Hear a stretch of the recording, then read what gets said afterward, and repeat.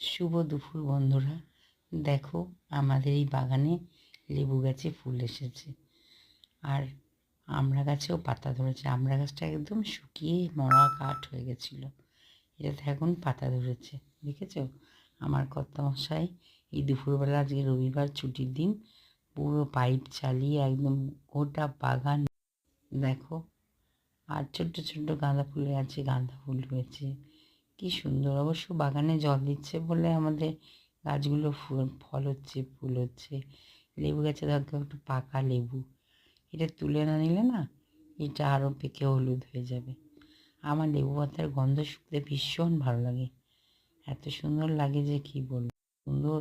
দেখো, বাগানটা অনেক বড়, অনেক রকমের গাছ আছে, আর প্রত্যেকটা গাছের গোড়ায় গোড়ায় আমার কর্তামশাই জল দেবে। স্থলপদ্ম গাছ, এখানে আছে জাম গাছ পরপর তিনটে, তারপরে আবার তুলসী গাছও আছে, তারপরে আবার এখানে আনারস গাছ লাগিয়েছে আমার শ্বশুরমশাই। কবে যে আনারস